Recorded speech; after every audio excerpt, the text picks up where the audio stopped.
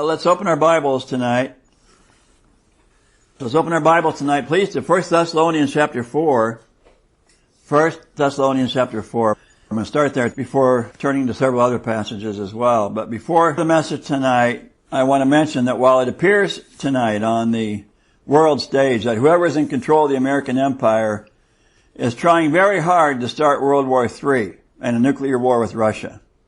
Whether it's Donald Trump's underlings in his administration, or his cohorts and his comrades at the Jesuit-controlled CIA, acting in cahoots with their British counterparts at MI6, who were definitely involved, having planned, coordinated, and enabled Ukraine's recent drone attack last week against Russia, in which 4 Russian air bases deep inside Russia, one of which is 2,500 miles deep out near Siberia, were attacked by Ukrainian drones.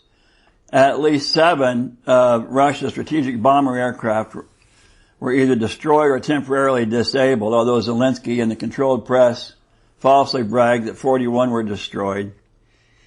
The operation was codenamed Spiderweb, and it was described by some as Russia's Pearl Harbor. This operation was reportedly 18 months in planning. It involved smuggling of drones inside Russia and the trucks from which they were also launched. They placed these drones not too far from these bases somehow, and then controlled the attack remotely from thousands of miles away. It's a rather spectacular attack.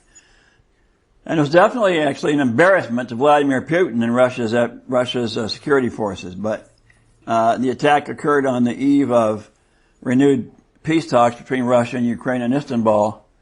And it was a deliberate attack against Russia's nuclear bomber fleet. That being one prong of Russia's nuclear triad. And so as such, it was an extremely dangerous and reckless move. Obviously timed to scuttle the Istanbul peace negotiations.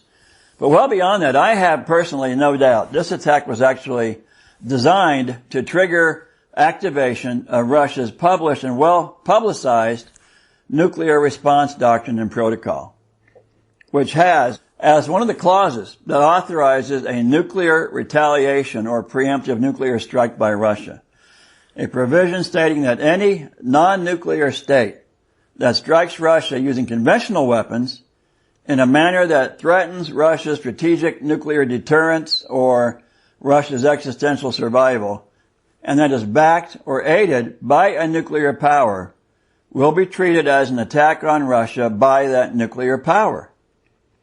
And as Scott Ritter says, the Russians don't have a habit of bluffing. So in my mind, this was a deliberate attempt to, at the very least, provoke a limited tactical nuclear battlefield response, which would then, as Zelensky would hope, require the Western powers to enter the war to rescue Ukraine. Or it would instead accomplish what I have warned for years the devil's globalist cabal has planned to do. At least 10 years I've been warning about this, which their goal is to spark a nuclear exchange between East and West that would threaten the world with nuclear annihilation and would force global compliance with the empire of the beast, would force a global government. And so as U.S. Marine Intelligence Officer and UN Weapons Inspector Scott Ritter said a couple of days ago, the Russian nuclear doctrine was definitely triggered by this attack. The Russian Defense Ministry, no doubt, definitely went into full nuclear alert to determine if they were actually under general nuclear attack. And Russia would have been legally justified, if not morally at least. They were at least legally justified in the use of nuclear weapons, either in retaliation or to preempt what they had every right to believe was a follow-on attack by the U.S. and Britain.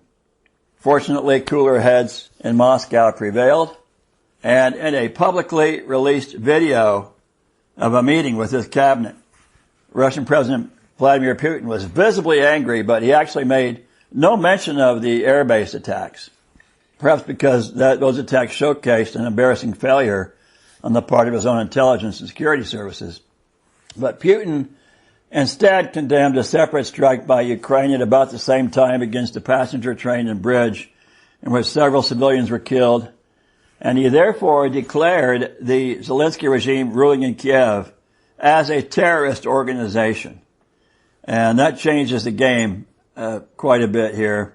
And he said the perpetrators and their backers would be brought to justice, which then now legally authorizes Putin under Russia law to target Zelensky and his Nazi and entourage for termination. And personally, it wouldn't hurt my feelings if Moscow dropped an Oreshnik missile on Zelensky and his Nazi entourage. But then on another front, it was disclosed yesterday in various media reports and confirmed by Trump himself, both yesterday and today, that non-essential personnel have been evacuated from several Middle East American military bases in advance of a pending or imminent strike by Israel against Iran's nuclear development facilities. I understand that Israel has 3 groups of attack aircraft kind of circling, loitering over Syria. And so it appears that one way or another, the empire will have its war with Russia, Iran, and perhaps China as well.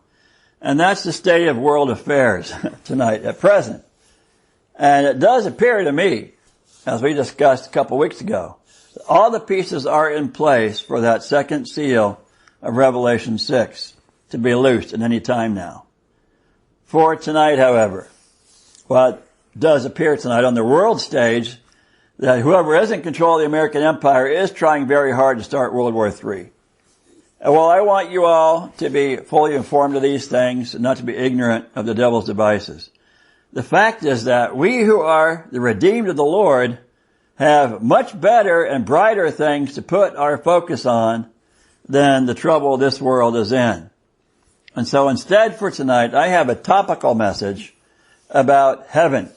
We'll talk about heaven tonight. It's actually a follow-up to the expository message I brought 3 weeks ago.